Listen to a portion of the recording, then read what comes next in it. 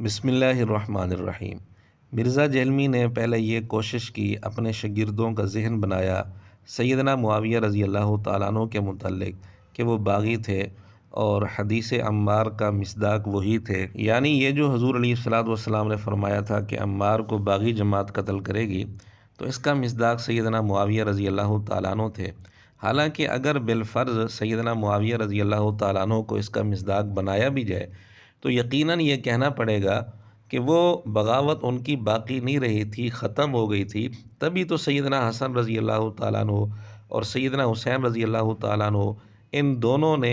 سیدنا معاویہ رضی اللہ تعالیٰ عنہ کے ہاتھ پر بیعت کر لی تھی۔ کیا ایسا ہو سکتا ہے کہ سیدنا معاویہ رضی اللہ تعالیٰ عنہ اپنی بغاوت پر قائم ہوں اور ڈٹے ہوئے ہوں، اڑے ہوئے ہوں، اور پھر حسنین کریمین رضی اللہ تعالیٰ عنہما ان کے ہاتھ پر بیعت کر لیں، پوری اسلامی سلطنت ان کے سپرد کر دیں؟ اگر دماغ میں بھیجا ہو، بھوسا نہ ہو تو اس بات کو سمجھنا کچھ مشکل نہیں ہے۔ لیکن مرزا جہلمی نے بار بار رٹ لگائی سیدنا معاویہ رضی اللہ تعالیٰ عنہ کے متعلق، باغی باغی باغی، اپنے شاگردوں کا یہ ذہن بنایا، ان کو اس حد تک تیار کیا۔ جب اس نے محسوس کیا کہ میرے شاگردوں کا ذہن اب پکا ہو گیا سیدنا معاویہ رضی اللہ تعالیٰ عنہ کے متعلق کہ وہ باغی ہیں، اب اس نے اگلا قدم اٹھایا کہ امی عائشہ رضی اللہ تعالیٰ عنہ، سیدنا طلحہ رضی اللہ تعالیٰ عنہ، سیدنا زبیر رضی اللہ تعالیٰ عنہ، ان کو بھی اب اس نے علی الاعلان واضح لفظوں میں باغی قرار دے دیا۔ میں یہ کہتا ہوں کہ آپ باقی خلفاء کے مخالفین کو جو نام رکھتے ہیں نا، وہ نام ادھر کیوں نہیں رکھا ہوا؟ میں اگر رضی اللہ عنہ کہتا ہوں تو میں باغی بھی کہتا ہوں۔ میں حضرت طلحہ، زبیر، سیدہ عائشہ، حضرت معاویہ رضی اللہ عنہ اجمعین وعلیہم السلام اجمعین، ان سب کو حضرت علی کی حکومت کا باغی بھی کہتا ہوں، کیونکہ حضور علیہ السلام نے فرمایا تھا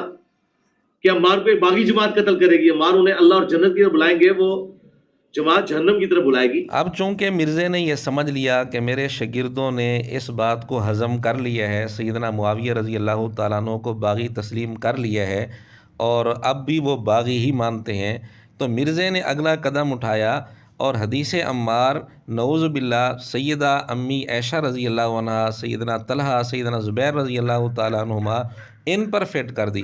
جبکہ حدیث عمار کا ان حضرات کے ساتھ، ان مقدس ہستیوں کے ساتھ دور دور کا کوئی تعلق نہیں ہے۔ لیکن یہ بھی ایک واضح حقیقت ہے کہ مرزے کے اندھے مقلد اب بھی مرزے کی حمایت کریں گے کہ مرزا صحیح کہہ رہے ہیں۔ ان کو صحابہ کے تقدس کی کوئی پرواہ نہیں ہے، ان کو صرف اور صرف مرزے کی ذات اور مرزے کی شخصیت کی پرواہ ہے بس۔ اور مرزے کا مرحلہ وار اس طرح قدم اٹھانا باقاعدہ اس کی منصوبہ بندی کے تحت ہے، اس کی پلاننگ کے تحت ہے۔ اب وقت کے ساتھ ساتھ میں نے چیزوں کو کھول کر بیان کرنا شروع کیا۔ پہلے میں ضمناً چیزوں کو بیان کرتا تھا، پھر جب اس سے کنفیوژن کھڑی ہوئی ہے پھر میں نے وہ مقدمہ بیان کرنا شروع کر دیا۔ آپ لوگوں کو یاد ہے میرے شروع کے جو کلپس تھے وہ حضرت امیر معاویہ رضی اللہ تعالیٰ کے بارے میں کھول کے بیان نہیں کرتا تھا۔ اس کا یہ مطلب نہیں تھا کہ مجھے اس وقت نہیں پتا تھا کہ انہوں نے اپنے دور ملوکیت کے اندر کیا کچھ کیا ہے امت کے ساتھ، بس میں اس پہ پردہ ڈال دیتا تھا۔ پھر جب حالات سازگار ہوئے تو میں نے اس کو کھول کر بیان کر دیا۔ یہ ہے مرزا جہلمی کی اصل پلاننگ۔ ظاہر ہے اگر یہ شروع میں ہی ساری باتیں کھول کر بیان کرتا تو اپنے مقصد میں کامیاب نہ ہوتا، تو اس نے پھر یہ طریقہ اختیار کیا کہ مرحلہ وار آہستہ آہستہ اس نے قدم اٹھایا اور اپنے شاگردوں کو اس حد تک لے آیا کہ اب صحابہ رضی اللہ تعالیٰ عنہ کے متعلق جو بکواس کرتا ہے، اس کے اندھے مقلد بڑی آسانی سے اس کو ہضم کر لیتے ہیں۔